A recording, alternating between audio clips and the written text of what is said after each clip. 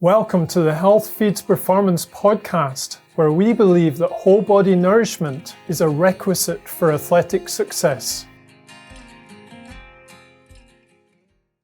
I'm your host, Ian Craig from the Centre for Integrative Sports Nutrition, and today I'm talking to natural chef and food coach Rachel Jesson, who also happens to be my wife. In nutrition, we talk a lot about numbers. For example, the grams of carbs, fats and proteins in our food. But shouldn't we be talking about the food itself? Should food not be the basis of nutrition? Because that's where we get our nutrition from. And that's certainly the value of Rachel and myself. Where we source our food from and how we prepare it can make the difference between good health or disease and good successes in sport and exercise and failures. So welcome, Rach. We're sitting in our dining room and sharing a cup of tea. So what I love about good podcasts is just getting into a conversation. I've got some questions for you, but as I always do, I'm sure I'll go veering off into different directions with your fascinating subject. So you've obviously got a very high value around food with regards to health and performance. So I think a good place for you to start will be just to share with people what's been your journey, what's taken you to where you are at the moment. Well, I always was a very active child and did fairly well at sport, which took me into a degree of sport. So I qualified with a Bachelor of Physical Education and then got my Master's in Sports Science and Sports Psychology, and then delved into the personal training route and really got into being a triathlete.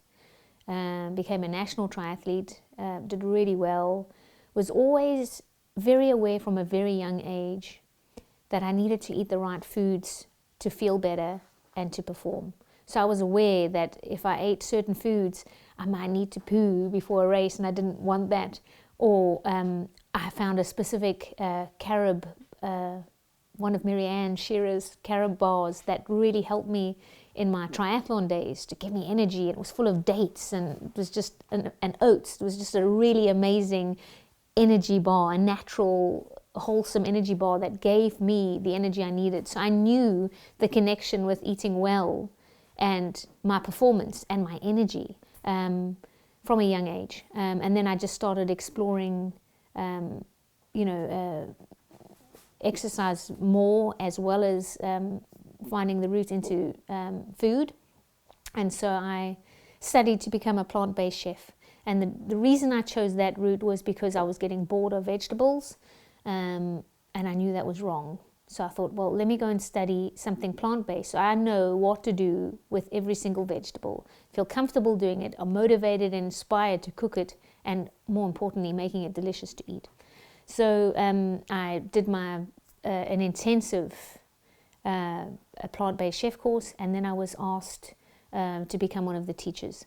So I went through a rigorous 3-year training process where now I am one of the School of Natural Cookery's senior teachers, where that means that I now teach students like I used to be to become teachers as well. So that's my journey, going full circle, doing a little bit of, I've done the physical component now, I've done on the body, I've done the food component, and now I'm doing a little bit of mindful and mind piece in the health coaching. So I feel like I've gone full circle now. I've gone on all aspects of the body. So hopefully I'll feel happy with, the outcome of it all. Yeah, I often talk about, you're describing a circle. I often talk about a triangle or a triad of exercise, nutrition and psychology. So it's a powerful combination. I want to talk more about your chef experience. You said that you work for the School of Natural Cookery, and in that you're called a natural, you do natural cookery, and that's how it's termed. And from that we came up with, it was 4 years ago, the natural sports cookery module that we run here at CISN. Can you tell us what natural cookery is? How is that different to any regular cookery? It's a really good question. So a natural cook doesn't mean that I was born gifted and I can cook naturally. I'm a naturally good cook. Perhaps we all are, on some kind of level, naturally have an ability to cook. But it's not that. It's more about learning to work with the foods that make them highly digestible and assimilable by the body. So we're working with different cooking methods, with whole foods, and the sourcing obviously needs to be really good as well. And the way we work is very much in a line with the body that can cross all diet barriers. We're taught to cook with water as our cooking liquid, because if you can make something delicious with water, you can make something amazing with wine. So from that piece, it's more about the body, nourishing the body, as opposed to the traditional chef training, where you may do something in France, for example, where it's all about the presentation. It's not about health. Perhaps it is about flavor, but it's a lot about how the food looks, and they're not taught skills to make food digestible. They're just taught to make food look pretty and gourmet looking and taste good. But tasting good doesn't necessarily mean it's healthy, right? Because some people find sweets taste good, but is that good for the body? No. So they don't always, we don't, in other words, for example, we would very seldom use sugar in a savory meal, whereas they're using sugar in traditional chefing all the time in almost, many of the meals. So you talked about not necessarily, something that's delicious, not necessarily being healthy, but that is one of your philosophies. So you've kind of contradicted yourself slightly. Just tell everyone why you're contradicting yourself with your own beliefs. Well, my philosophy is, I think on my gravestone it's going to read, she knew how to make healthy foods amazing and delicious. So that has always been my principle when I'm in my kitchen. So if the food has to taste good, and it easily tastes good when you know exactly what you need to do with it. When you're drawing on your intuition, when you're thinking about the people you're cooking for, when you're working from your heart center, a place of love. This is very different to putting sugar in your food to make it taste good. It's about the technique that you're using, in other words, caramelizing the vegetables to bring out the sweetness and the intensity, using different cooking methods that can bring out the natural sweetness. We have a steeping method where you caramelize the natural sugars that exist in the vegetables, and then that gets reabsorbed back into the plant and it intensifies the sweetness. That is what I'm talking about with really tasty, yummy, healthy, good food. Okay, so that's in a general sense. Why do you feel that sort of awareness of how to cook can be helpful to athletes? Well, awareness to cook would mean that they are choosing foods that are, well, firstly, hopefully they're preparing them from scratch, so they know exactly what's in the dish that they're going to create. I think you're more mindful of just knowing and having that awareness of the various things that you're adding. You have the choice. If a recipe says to add tomato sauce, as a person cooking your own meal, you have the choice whether to omit the tomato sauce or add a tomato paste, for example, or a tin of tomatoes. You don't have to go with the conventional piece. So I think if the athlete understands the importance of food and what it can do for their body and how it can heal with recovery and how it can support performance, I think the knowledge of preparation in their various meals would make a big difference in their life, and being conscious of certain choices, being conscious of getting rid of particular things that don't serve them, particular ingredients, for example, that don't serve their body, knowing also that maybe something is healthy for them, but it doesn't sit right in their gut. That's a very key piece, but because my nutritional therapist told me that this was a good ingredient to consume, well, I must consume it because they said so. So having that knowledge and that awareness that various foods, even good or bad, may have a detrimental, I say detriment in a very soft way, discomfort, they may have some discomfort on the gut, would be a good sign to the athlete that that food is not the right food for them, even though it may be labeled as a good, healthy food. Or they're not preparing it correctly. Exactly. But we can go into that in a wee bit. The other aspect with athletes from my work is the physiological load on them. So an athlete, if they're really pushing hard training, every physiological system becomes more stressed than if they're, let's say, a healthy, active lay person. So athletes in particular need more support. They need to be more tuned into what they're eating. And because they need more calories, essentially, more energetic input from their food, they need to be choosing well. But inevitably, a lot of athletes don't choose well because they're just trying to get the calories in, get, so many grams of carbs in each day, so many grams of protein. But that needs to be done very, very mindfully, doesn't it? Yeah, and making the right choices. So you could potentially take or have an ingredient that that doesn't serve the athlete. So, for example, well, not an ingredient, a specific drink, for example, like a sports drink, a brightly coloured, luminous blue sports drink. How will that impact an athlete? Well, they think they're manipulated into buying the sports drink in the first place. Some amazing super athlete may be supporting the product, for example, and then being told, or it's been marketed as a sports drink, and that's full of electrolytes and it's the right one for you, but it's bright blue and that's not natural. So, having that awareness, well, just stopping, pausing for a second and thinking, is this going to serve me?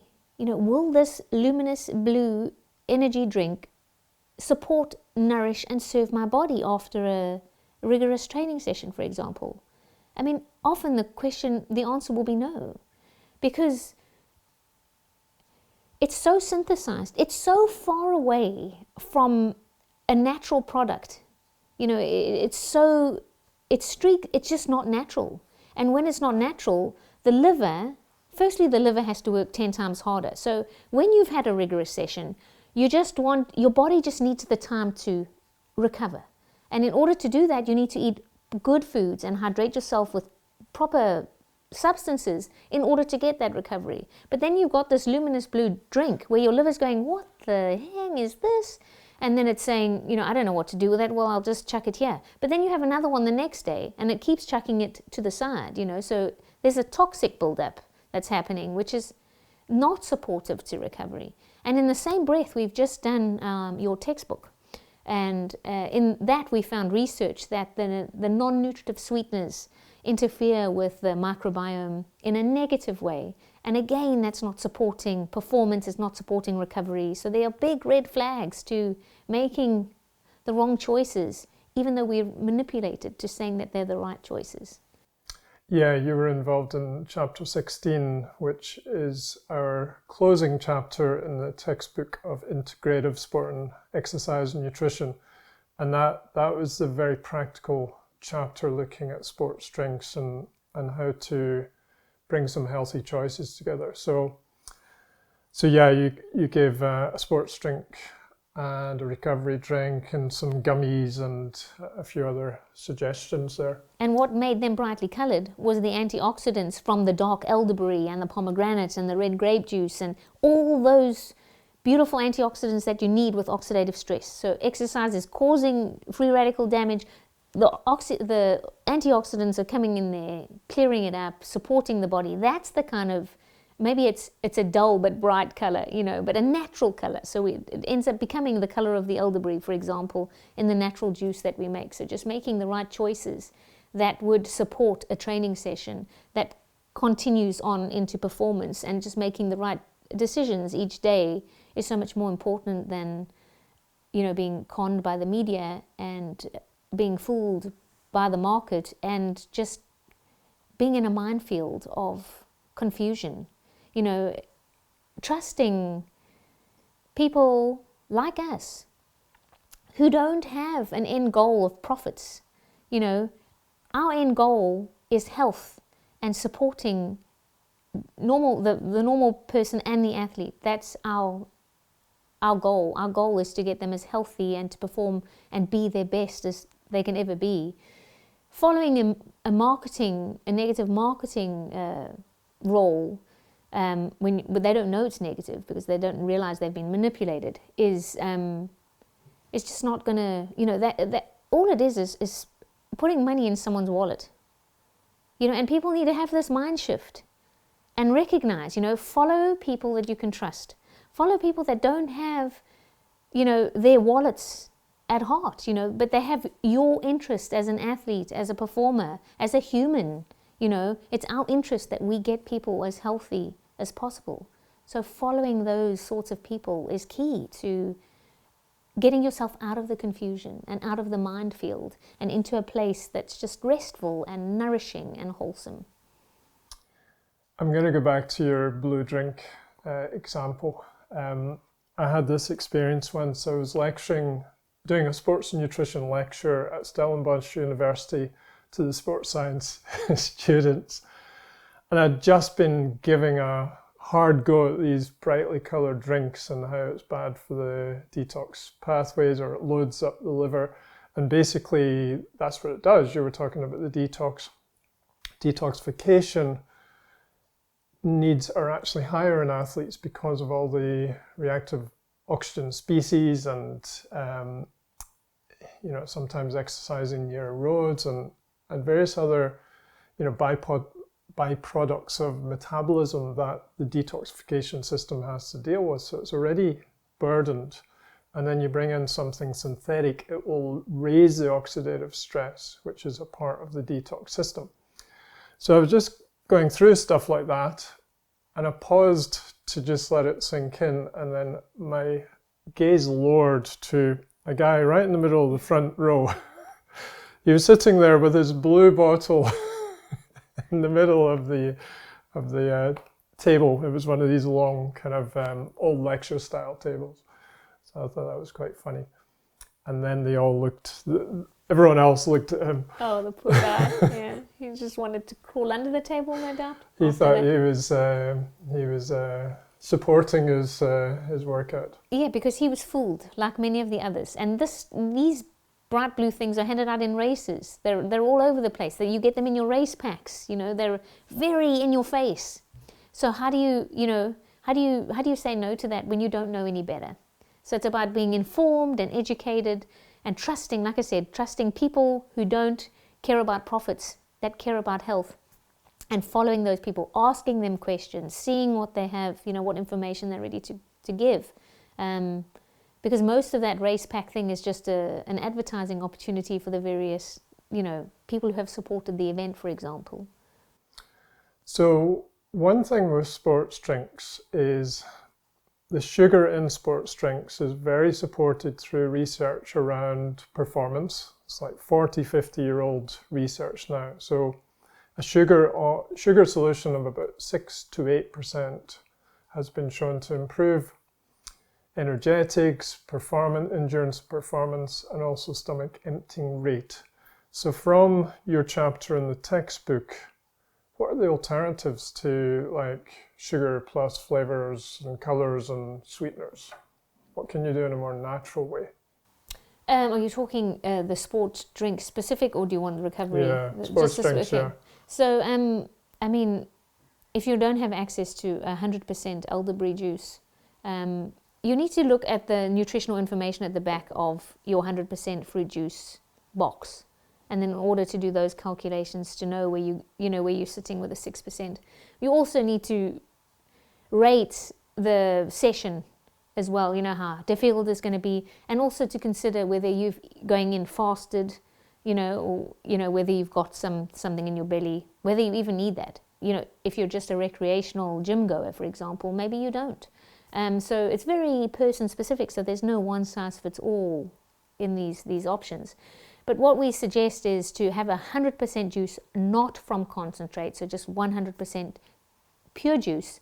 And that could be pomegranates, it can be a red grape juice. You want something dark with, huge amounts of antioxidants in it, and then you could potentially sweeten that with raw honey. Would be amazing because you get so much more benefits from raw honey, particularly local in your area as well. It has the allergens, that can support you as well as things like maple syrup. If you're vegan, for example, a good authentic agave. I know there's been a lot of issues with agave, but a nice, good quality. Always go with the ones that have a nice story written about it. Coconut sugar is another lovely option. It's carefully tapped out from the flour. So these are some of the sweetening options, and then you can combine it with just some purified water. And then again, depending on your exercise program, you may add some creatine into it. You may add some glutamine into it. Again, it's going to depend on the intensity of the session, what you've eaten, if you've eaten, and so forth. So that would need to be carefully considered, and potentially just like a sprinkle of salt, just to get the electrolytes in as well. I mean, I've also found raw apple cider vinegar gives it a nice zing. So just really, if you want to taste the pomegranate and you want it to shine, that can have, it really does, with a little bit of the sour taste to it. That's great. The other thing you can do as well is what we're drinking today, a good quality green tea, and then all the sweetener options like a honey or maple syrup, you can mix it in as it's cooling, stick in the fridge, and there's a sweetened iced tea. Yeah, and the rooibos is also really good, and matcha is fantastic as well. So there's so many wonderful opportunities for us to be able to create the diversity, create the variability, the choice, having the choice first of all. And then it's so important to use variety. So you're going to get a whole load of different antioxidants from a rooibos tea versus a pomegranate juice, for example. So it's important to keep, and coconut water. Let's not forget about coconut water. That's also a good, a good source of hydration. So it's important to play. It's important to know your options, and it's important to bring in your own, what you love, into the mix, because in the end, that's what it's about. It's not about holding your nose and lugging it back and hoping for the best, like your parents used to do with medicine, just hold your nose and go for it. It's not that. It's about really enjoying it and sipping it and tasting it and enjoying the flavors and taste, just having an experience in your mouth. Over and above, and trusting that it's going to support you in your performance or your exercise session, for example. So I wasn't actually planning to go down the sports drink route, but I think it was a really interesting sideline. Let's come back to the natural cookery or the natural sports cookery. Can you give a few examples of principles that you teach within those approaches? Okay, so we very much follow an upgrading to wholeness program, where you would basically look at your athlete's food diary, and you would immediately upgrade to more whole products. What we teach on your course, on the natural cookery course, the sports cookery course, is I teach the most valuable techniques that I feel I've learned and I feel that I teach are the most important. So what we're finding with many people is that they're steaming their food. So on an energetic level, which we teach on the sports cookery course as well, is that it has different things happen in the pot. And with steaming, a lot of the energy goes. It either goes out through the lid or it goes into the water. So I've got more or better cooking techniques that I teach on that course, where they're more energetically whole as far as the cooking method goes. It's also, the taste is just far superior. And it's also a non-oil cooking method. So I do a lot of combination of oil methods and non-oil methods, because that's important because we teach meal composition in the end. And it's nice to have that balance, of oil, texture, taste, flavor, family of vegetables. So variety is key. Using our senses when we cook. So hearing the sound, of the dried grain as you dry roasting, smelling the aroma of amazing dry roasting spices, for example. Tasting, we do a taste smell. So we taste something and then we just pick something up and smell it. And then if our body says yes, we add that into the meal. So a very intuitive way of preparing foods. And in the same breath, a very digestible, highly digestible and assimilable way of preparing these foods. I'm trying to think of something else. So like I said, all the senses. We use the chakras as well. Mostly the crown chakra when we don't know what to prepare. We use the heart chakra always, because it's either we're preparing for ourselves or we're preparing for our athlete. And then we use our root chakra, which is the safety in the kitchen. So we don't go too over the top, too spiritual or esoteric, just bringing into the conscious that, you can work from these places and you can get an amazing result. Because if you just pick something up and smell it and your intuition says yes, and you think, this and lavender, really? When it comes together, you've made something that will blow your mind. And I blow my mind every single day I cook in the kitchen. So just making the most yummy food, some of the best food I've ever tasted, and it just keeps getting better, because the more you practice it, the better you become at it. So a really great way to bring in creativity, authentic creativity. So this is my own uniqueness that's presented for my family or my athlete. When you were talking there, I was thinking about one of your favourite programs, which is Australian MasterChef. That creativity element, because some of these contestants would come up with combinations that you would never think of, but it blows the judges' minds. They were like, "Whoa, okay, this is something special." So that's exactly what you're talking about. It might not be exactly what you would see together in classical cooking, but you're using your intuitive sense. If you want to go to the depths of the chakras, which is obviously an ancient Ayurvedic culture, or just use the word being mindful, which is quite a popular word now, especially with meditation and that sort of thing being more popular.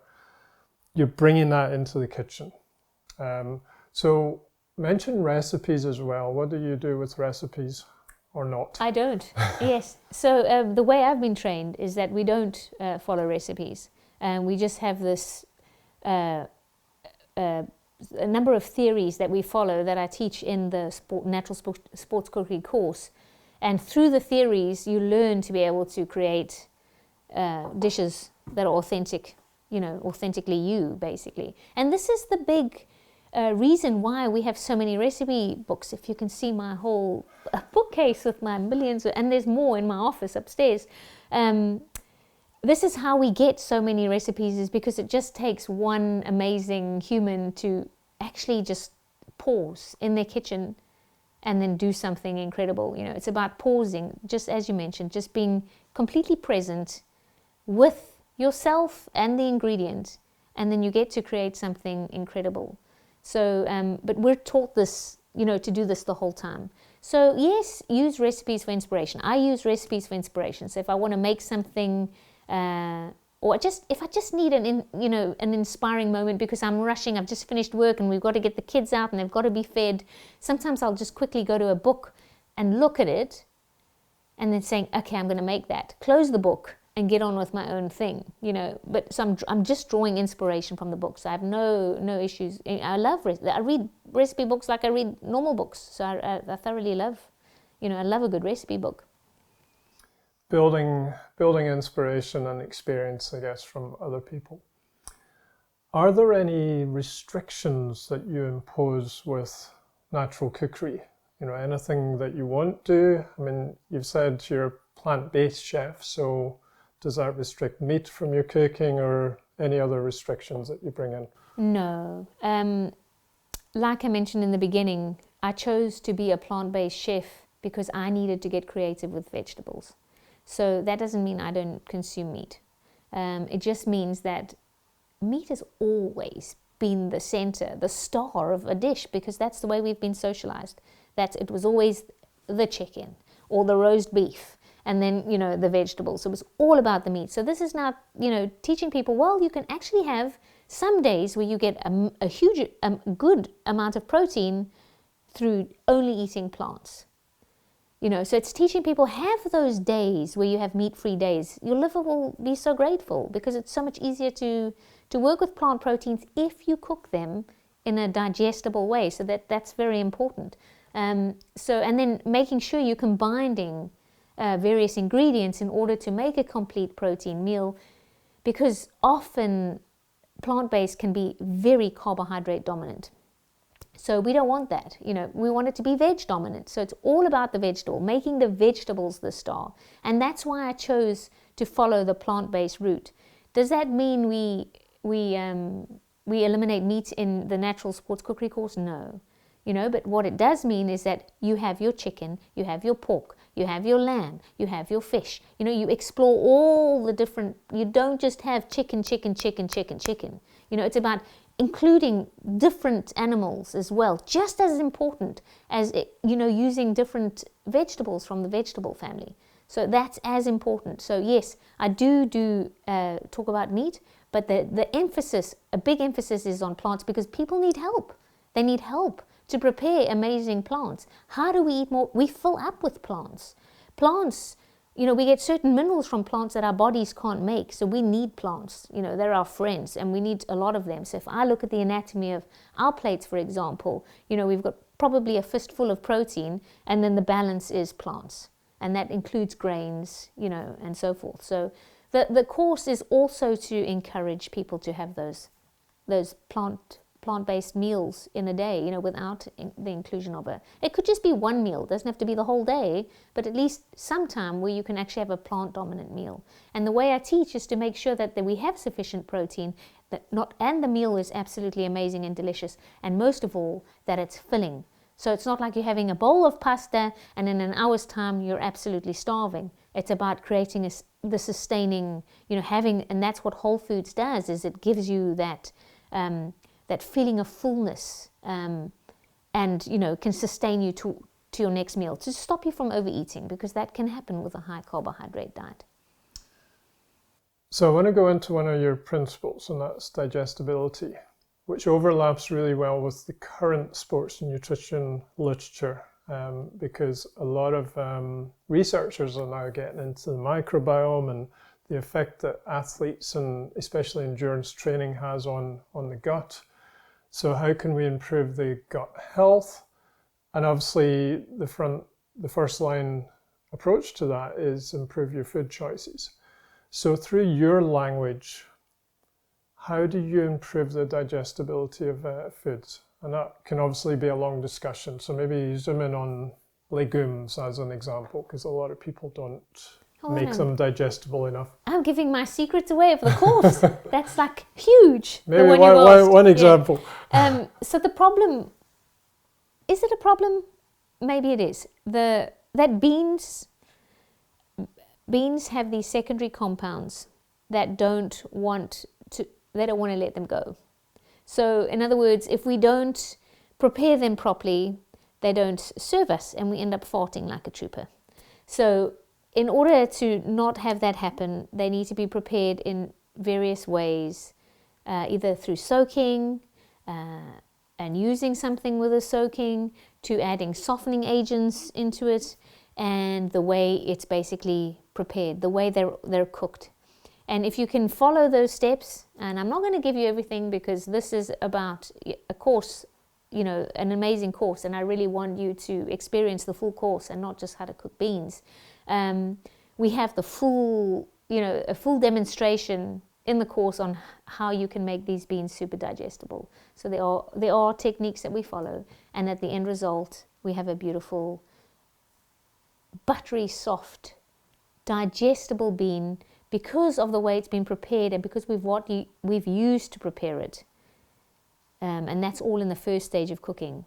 and then that bean goes into the second stage. So the bean has to move into a second stage of cooking for it to become even more digestible, but to actually taste like something, for it to, to actually impart flavor into it, to bring it alive in a dish.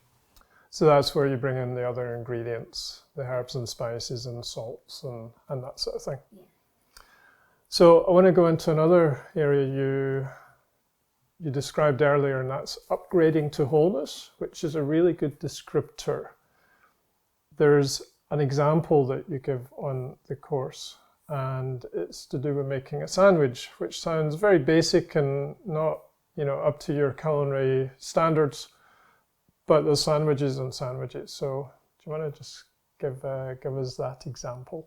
Okay, so if your athlete was either at school or at work and there was an M&S close by or any store and they decided they were going to go get a bacon sandwich, maybe even the work canteen kitchen, they just asked for a bacon butty, or that's just like a bacon sandwich, and you compare that one to a homemade version, the protein and the calories and the fats is going to be equal on both, but the energetics and the feeling of fullness and the health benefits of the homemade one are going to be like amazing. So first of all, so let's talk about how do we upgrade that bacon sandwich, for example. So you would never get a bacon sandwich anywhere that the one I'm going to tell you now, you'd be so lucky. So you would need to make it at home. So firstly, let's talk about the bread. So M&S may use some cheap bread that's got about 11 ingredients in it, that's full of bleaches and softening agents and anti-molding agents and E-codes and.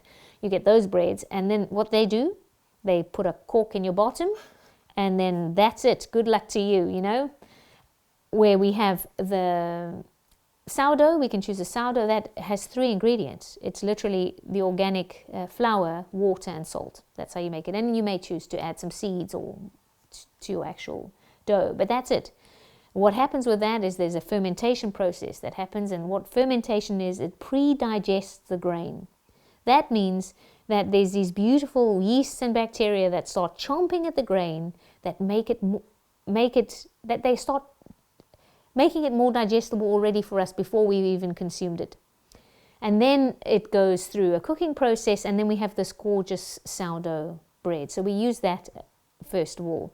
And maybe because we're having it at home or we're having it in an office, we can build it in the office. And instead of having 2, we can just make a beautiful big open sandwich.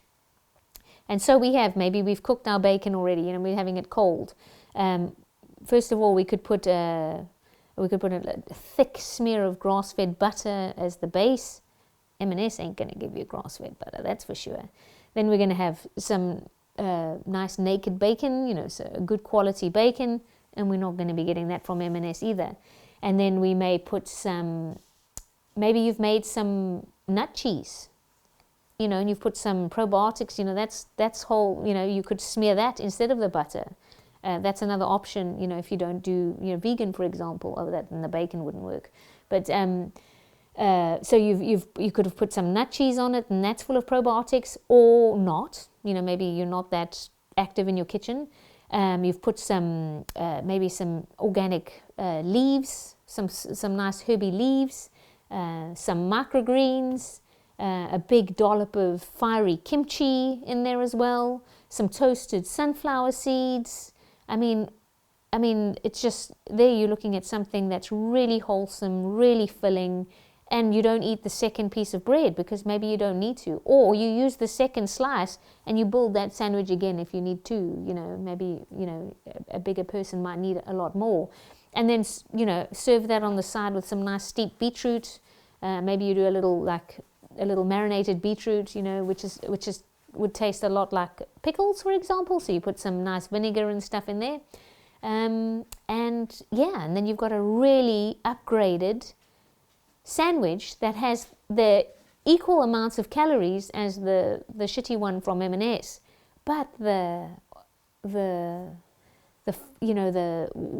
your body's identifying everything. You're not getting corked up with the bread. You every single ingredient that sandwich, homemade sandwich has, your body recognizes. So what happens? You digest it better. What happens then? We assimilate it better in our body because we've got a grain that's already half eaten for us. So the power of a sourdough, for example. So yeah, so a calorie isn't a calorie, which is so clear in that example, and that a sandwich is just not a sandwich in that example, because the homemade one is going to give you so much more vuma, so much more energy. Your cells are going to sing, you know, because they're nourished on a cellular level, versus something that's just going to block you, and you may need six of them to fill you up like the homemade one would. It's a great example, and that you're describing satiation, because the body's receiving all the nutrients it's looking for, as opposed to a refined version where it's still looking for those vitamins and minerals and antioxidants. And then you get the signal saying, just generally, I'm hungry. So you do literally see people grabbing lots of slices of white bread or the pre-sliced brown bread, which isn't really that much better. I want to ask you about bioavailability, which is it's similar to the digestibility thing you've been talking about, but slightly different. So how do we take the same food ingredient? It might be organic, really like locally sourced, good quality produce, but in your kitchen, you're preparing it slightly different for a different effect on your body. I don't like to get too focused in with this piece, because some people may take the content that I'm going to give you and only use that specific ingredient for that specific purpose, when an ingredient can have a number of different effects. So for example, garlic.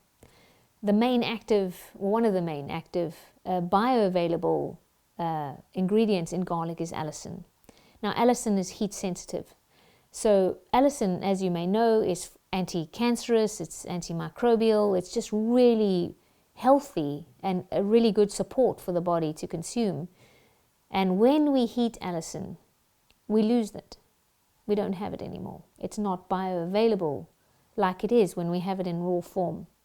So maybe we make a hummus, and in the hummus we've got the raw garlic, and then we can have all that beautiful allicin, and it's anti-cancerous and so forth. Maybe we dehydrate, we use garlic and we do a dehydrated cracker, so it's still in its raw form, hasn't been exposed to the heat. But hell, would you not use garlic in your cooking? I mean, you only need to walk past a pizza place and you know that you smell the garlic. Garlic makes food incredible. It makes food amazing and delicious. So it would make absolute sense to use it in both forms. So I don't want to, you know, I don't know who I'm talking to. I don't know who's going to be hearing this. So I don't want to focus too deep on different bioavailable, different sort of compounds in foods that are more bioavailable. But there are certain techniques, you know, like broccoli needs to be cooked really quickly, you know, in order for it to express the sulforaphane and make it more bioavailable. So there's a number of different techniques, you know, that we talk about. But I try not to make it too much of a focus, you know. Just go with the rule of having some ingredients, particularly vegetables, raw and some cooked, because you're going to get all the lycopene from a cooked tomato, but then you'll get all the amazing vitamin C from an uncooked tomato. And the same goes with beta carotene in carrots, for example. You know, so balance. It's about balance and moderation, and making sure that you're including both of them on a plate. So some good examples. I remember writing an article when we lived in South Africa, and the raw food vegan scene was really popular. So I was like scratching my head thinking, well, surely not all food is going to be best in its raw form. You know, surely some things are best cooked. So I went into a bit of a literature search, and sure enough, some vegetables are very much definitely more assimilable in their cooked form, and some are better or retain better nutritional value in their in their raw form. But there's certain benefits of being cooked and certain benefits of being raw. That same ingredient, like you mentioned, tomatoes. I do remember that. I think it was higher vitamin C in the raw form, but the lycopene from the tomato was more assimilable or it's available. not bioavailable in its raw form. It isn't bioavailable, but it's bioavailable in its cooked form because it needs time in order for it to be released. And this is what we're talking about, bioavailability. So figuring out what expresses that particular compound in the ingredient. And certain things have different techniques in order to become bioavailable. Yeah, so it's not the same for everything. And that's a key piece. I mean, you can even cook lettuce. You can braise lettuce, and it was only when I did my course that I realized, oh my gosh, are we braising lettuce for real? And it's delicious.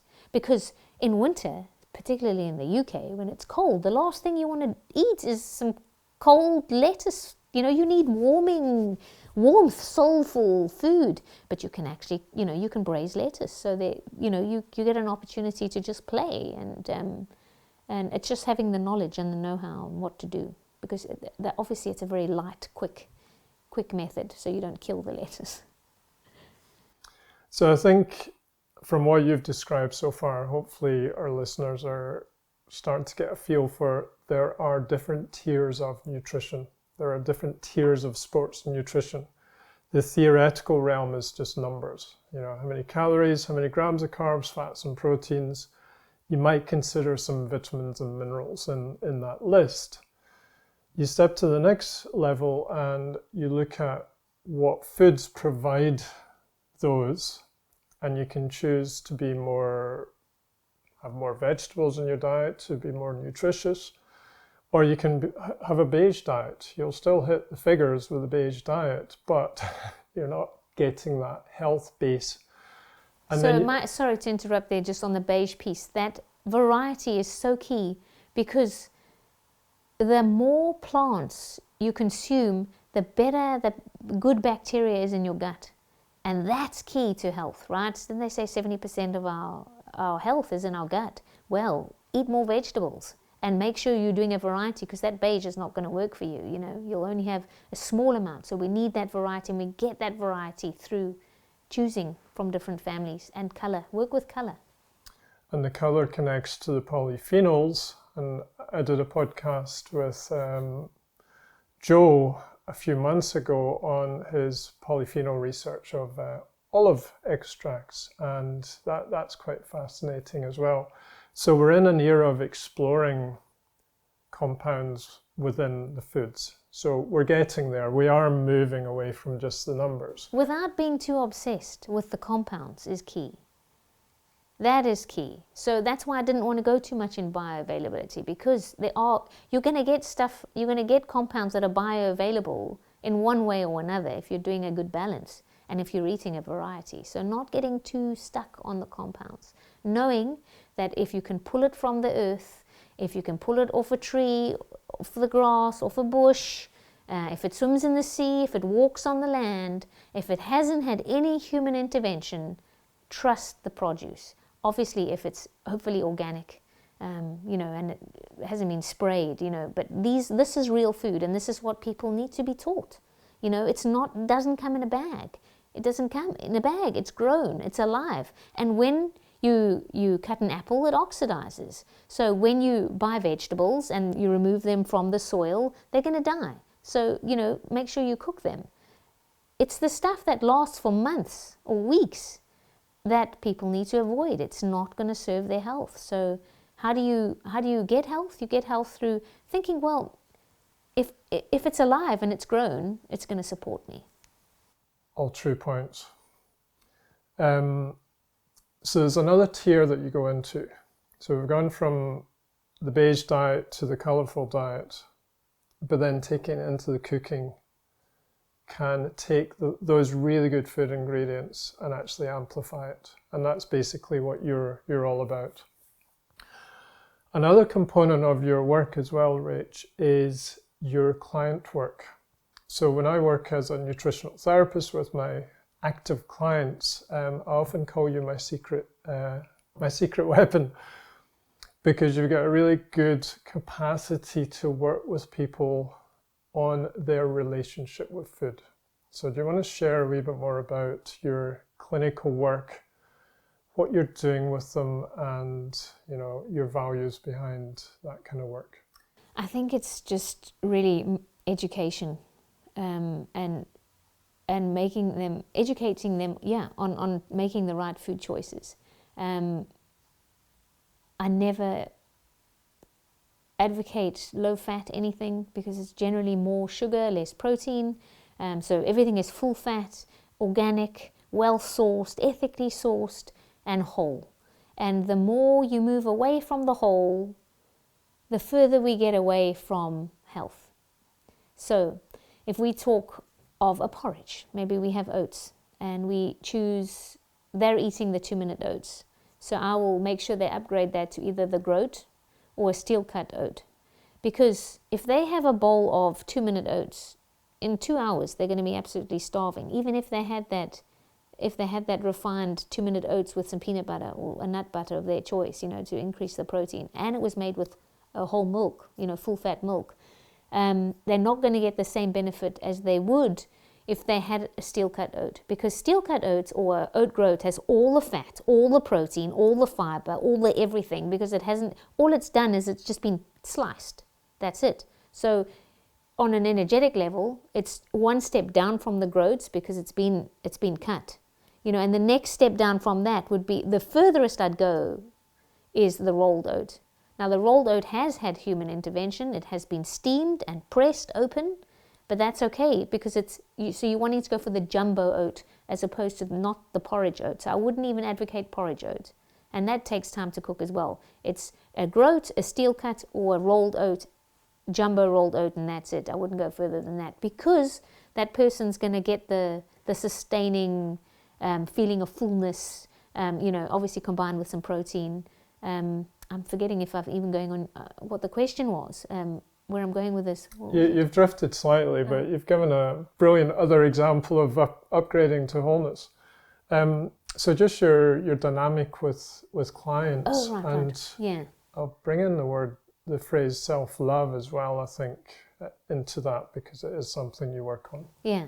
So I have picked up somehow through listening with people, whether they have an issue with a particular ingredient, for example, low fat, or no salt, or no nuts, or some nuts, or that they're gluten-free because they think it's going to be healthier when they don't have any issue with wheat, or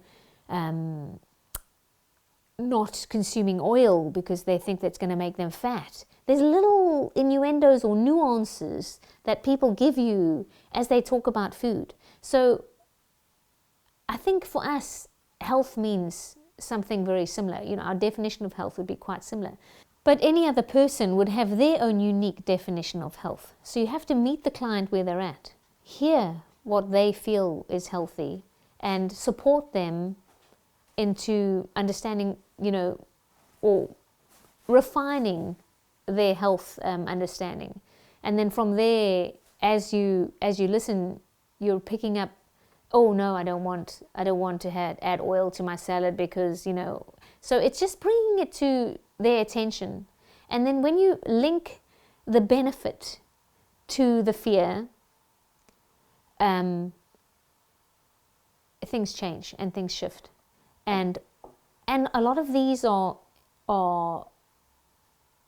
beliefs that come in when they haven't realized they've come in, or they were in a phase in their life when they were maybe in high school and weight loss was important, and and they've never let that go.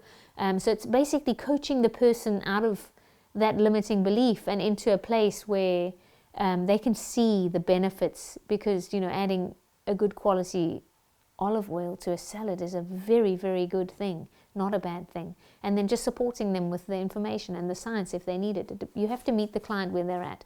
And, creating a culture of love. So we as athletes, what do? We beat ourselves up, and we're mentally pushing, and we're doing all the self-talk, sometimes negative, which doesn't serve us, but we're doing it. And maybe we need to get the miles in for some, reason. And there's this almost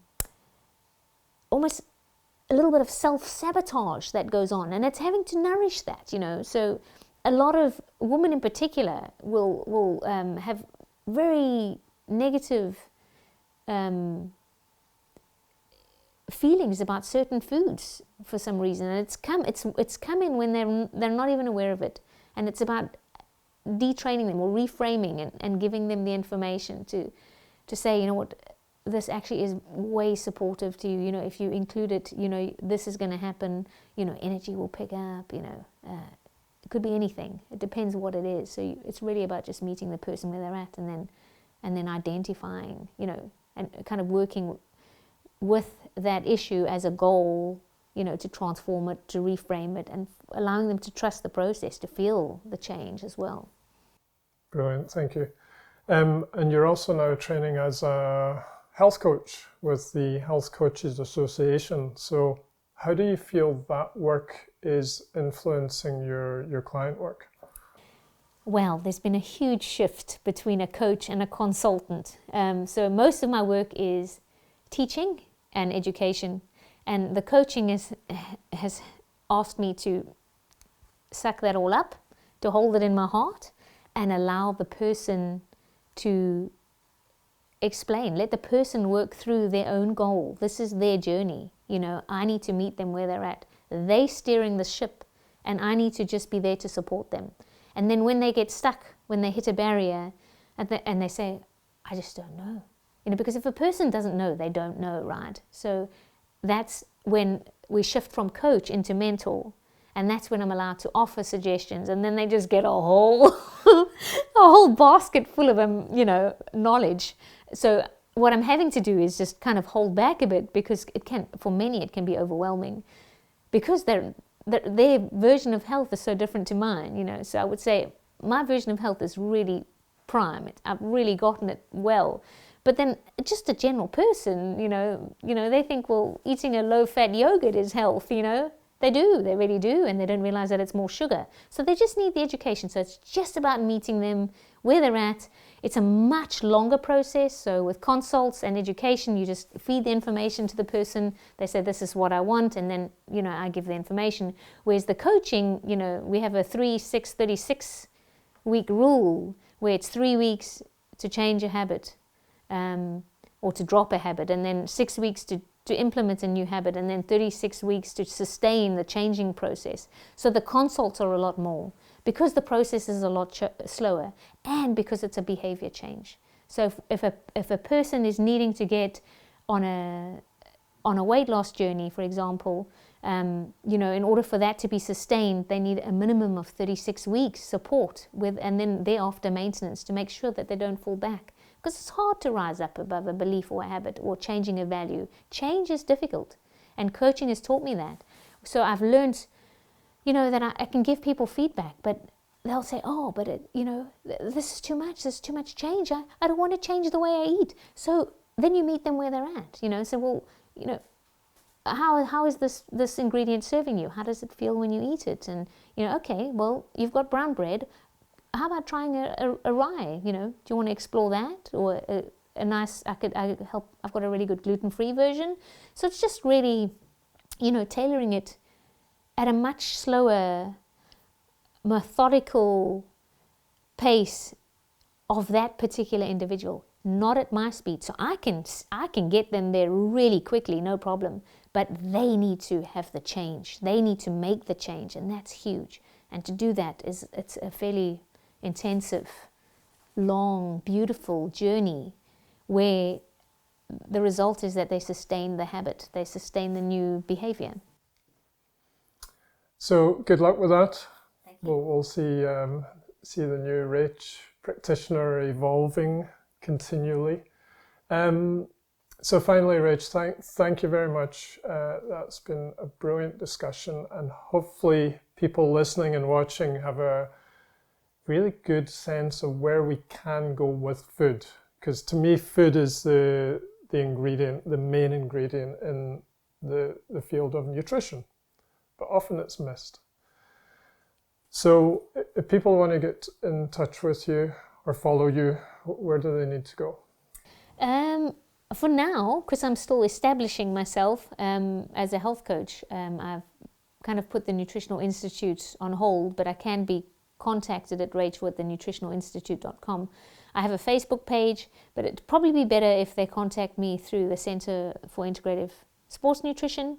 So through your website, they'll be able to pick up my course there, and come and explore and have fun with food, because food is our friend, and food is so much more than fuel. As an athlete, please, food is more than fuel. It's, it hits us at a soulful place, and we need to be at that place when we eat it and love it and be grateful for it and thank it, and create color on our plates and get excited and motivated and get the cephalic phase of digestion. This all happens when you're preparing your own food. So food is love, and love is food.